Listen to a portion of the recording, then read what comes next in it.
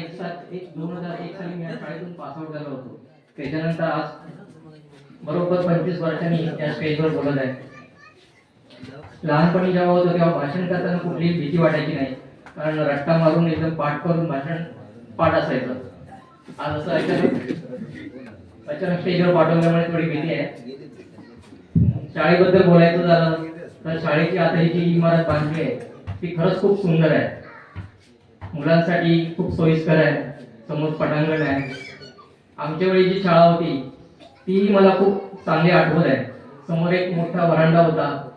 समोर एक छोटीशी बाग होती. त्या बागेला पाणी घालायचे आम्ही पायी दिवस असायचे. त्यावेळी शाळेत जायचे मी पाणी पुरवठा मंत्री पण मीच होतो इयत्ता 6वी मध्ये.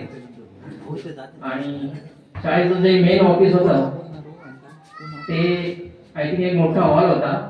आणि जेव्हा जेव्हा शाळेमध्ये मोठं फंक्शन असायचं, सरस्वती पूजन किंवा कुठला समारंभ, तर शाळेच्या ज्या फळ्या लावल्या होत्या मधल्या त्या फळ्या काढल्या जायच्या.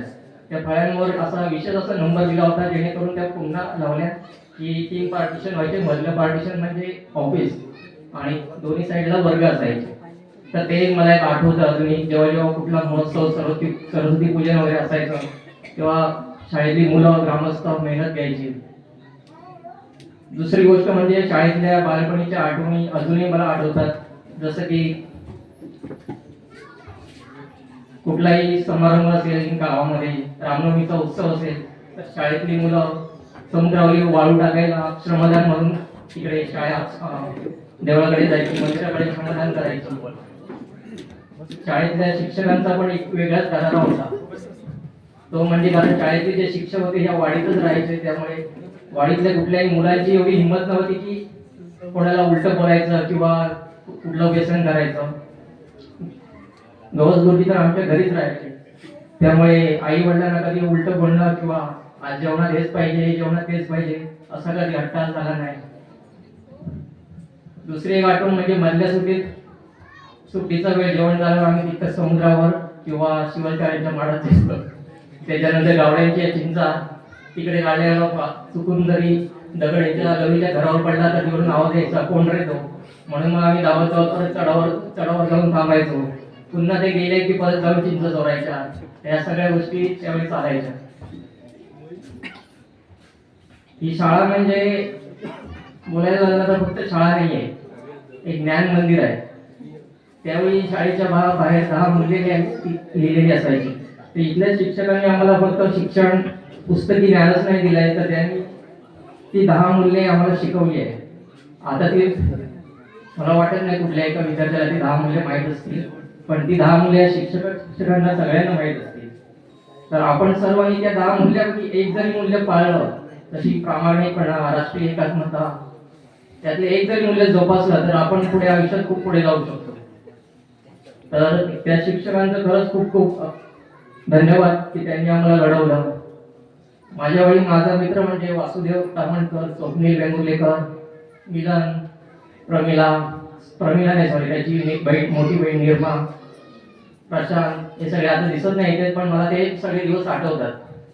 तर प्रशांत वेंगुर्लेकर होता, तो घरून येताना आम्हाला चिंचा घेऊन यायचा किंवा पाठी पुसण्यासाठी जे वेल लावायची ती वेल घेऊन यायचा. खूप साऱ्या आठवणी आहेत. अजून एक शाळेतला एक किस्सा सांगायचा झाला तर सुधीर आणि मी, आम्ही दोघे भाऊ गुरु जोशीच्या घरी पार्टी करत होतो. गुरु जोशी आता आपलेच नाही, पण आमचं जे बालपण झाले ते गुरु जोशीच्या घरातच झालंय. फक्त आमचंच नाही, पूर्ण गावाचं बालपण गुरु जोशी यांच्या घरात झालंय. तर त्यावेळी आम्ही एक पार्टी करत होतो. मग म्हणजे आमच्या मागच्या घरात त्यांचं खळं होतं, तिथे त्यांनी भांग वगैरे बनवला होता. पण आम्ही दुधामध्ये, म्हणजे अमावास्येचा दिवस होता, कोजागरी पौर्णिमा होती. मग त्यावेळी गाडी गुरुजी आमच्या घरी आलेले. गाडी गुरुजी आणि गौस गुरुजी आमच्या घरीच असायचे.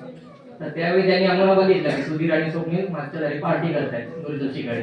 तर दुसऱ्या दिवशी आमची पहिली हजेरी डायरेक्ट सरांसमोरच होती. सरांनी आम्हाला ऑफिसमध्ये बोलून घेतलं आणि समोर आता सुधीरच्या खांड वाजली. तो क्षण बघून म्हणजे माझी तर पूर्ण तर्कात कामायला लागलो होतो. तर तो एक क्षण आठवतो, पण गुरुजींनी मला सोडून दिला, कारण तेव्हा मी तेवढा कदाचित त्यांच्या नजरेत एक चांगला विद्यार्थी होतो म्हणून. तर तो एक किस्सा आहे. दुसरा एक किस्सा मला आठवतो की आमच्या वेळी अजून एक गुरुजी होते, ते म्हणजे कोरगावकर गुरुजी. त्यांच्या हातात एक पट्टी असायची. ती पट्टी डायरेक्ट पोटावर घालून फिरवून अशा प्रकारे त्यांचा मारण्याचा प्रकार होता किंवा कान पिळवणे. तर एकदा असा एक सीन झाला होता की तांबोसकर गुरुजी म्हणून होते, जे शिक्षण मंत्री होते. ते त्यावेळी मध्ये मध्ये इन्स्पेक्शनसाठी शाळेत यायचे. किरण गुरुजी केंद्र प्रमुख. तर किस्सा असा झालेला की ते अचानक शाळेपर्यंत आले. तर त्यावेळी थोरबाबू गुरुजींना थोडा सवय पण होती तंबाखू वगैरे खायची, आणि शाळेची खिडकी त्यावेळी नेमकी बंद होती. तर त्यांना इकडे तिकडे थुकायला कुठे भेटलं नाही. पटकन त्यांनी शाळेच्या जे टेबलवर ड्रॉवर होतं ते ड्रॉवरच ते तांबोसकर गुरुजी आले. आम्ही सगळे बघून ते प्रकार बघून सगळे अगदी हसतच होतो. त्याच्यानंतर शिक्षकांनी आले, त्यांना चिवलकरांकडून किंवा आमच्याकडून चहा नाश्ता सगळं त्यांना अंडा द्यायचा. मग तो सगळा प्रकार झाला, पण आम्ही पूर्ण लक्षात की तो ड्रॉवर आता उघडतील, नंतर उघडतील, आणि त्याच्यानंतर शिक्षकांची कोरबाबू गुरुजींचं काय होईल. पण शेवटी तो ड्रॉवर उघडला गेला नाही. पण तो एक किस्सा होता. दुसरी गोष्ट म्हणजे गाडी गुरुजी, गवस गुरुजी यांनी आम्हाला खूप चांगलं ज्ञान दिलं. आदर्श विद्यार्थी म्हणून सर्वांना घडवलं. आय थिंक वासुदेव तामणकर त्यावेळी आदर्श विद्यार्थी म्हणून त्याला एक बक्षीस दिलं होतं पासआउटच्या वेळी. शाळेबद्दल अजून बोलायचं झालं म्हणजे आजकालच्या मुलांना जर थोडा जरी ओरडलं तर त्यांना शाळेतल्या गुरुजींनी थोडा जरी ओरडलं, मारलं तर ती लोक घरी सांगतात. पण पूर्वीच्या वेळी असं काही नव्हतं. पूर्वीच्या वेळी जेव्हा म्हणजे जे शिक्षक जे होते दुसरे पालकच होते. म्हणजे पालकांनी असं सांगितलं की हा जो आमचा मुलगा आहे, मुलगी आहे, कोण आहे, जो कोणी आहे तो म्हणजे एक दगडच आहे. त्या दगडाला आम्ही तुमच्या स्वाधीन करू, त्याला तुम्ही मारा, धोपटा काय करायचे ते करा, पण याला घडवा, असं त्यावेळी त्यांना मोकळी दिलेली असायची. पण आता तसं माझं कधी दिसत नाही. मुलांना कधी ओरडलं, मारलं तर मुलं घरी सांगतात. त्यामुळे तेवढं मारलेलं आता असं कधी आठवत नाही. पण पूर्वीचे खूप सारे असे क्षण आहेत, म्हणजे मारत मारत पूर्ण शाळेत आणलेले. आणि शाळेत जरी मुलं आंघोळ करून नाही आली तर इकडे मुलांना आंघोळ पण घातली जायची, सर्वांना आठवत असेल. तर असे काही बरेच प्रसंग आहेत, खूप आठवत आहेत. तर आजचा समारंभ ज्यांनी सहभाग दाखवला आहे, महेश नागेकर सरपंच सर्वांनी, तर त्यांनी खरंच खूप आम्हाला भारावून दिले आहे. म्हणजे 25 वर्षापूर्वी जे आम्ही होतो तिथे आम्हाला नेऊन सोडलेलं आहे. तर खरंच खूप ही चांगली संकल्पना होती, आणि यासाठी जो प्रतिसाद दिलाय सर्वांनी, जे देणगी रूपात जे काय दिलंय ते खरंच खूप म्हणजे एक 10 मूल्यांपैकी एकच आहे की म्हणजे एकीचे बळ हे पण एक शिकवतो. त्यामुळे असे समारंभ होत राहावे. आमची जी काही मदत असेल ती आम्ही करत राहू. आणि आपण म्हणतो यांनी म्हटल्याप्रमाणे खरंच म्हणजे शाळेला गरज आहे विद्यार्थ्यांची. तर जास्तीत जास्त 7वी पर्यंत सर्वांनी आपल्या मुलांना इथे शिकवावे.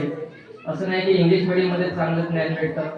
7वी पर्यंत इकडे इंग्लिश शिक्षक पण मेहनत घेत असतात. मुलांनी जर त्यांना चांगली साथ दिली तर अजूनही मुलं घडू शकतात.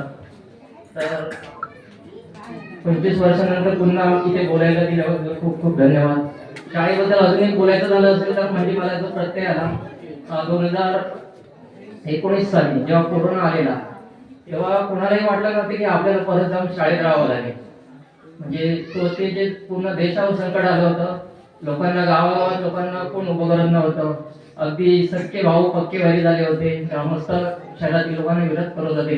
तर त्यावेळी आम्हाला जे सहभाग मिळाला तो म्हणजे सरपंच, ग्रामसेवक यांनी आम्हाला या शाळेत आणून आम्हाला खूप म्हणजे सहकार्य केलं. कुंडे गुरुजी कंटिन्यू आमच्या संपर्कात होते. तर 5 दिवस मी आणि माझा मुलगा आम्ही दोघे या शाळेत राहिलो. तर तेही दिवस आम्ही जगलो. तर खूप चांगलं वाटतंय. तर खूप खूप धन्यवाद तुम्हा सर्वांना, आणि आभारी आहे बोलायला दिल्याबद्दल. थँक्यू.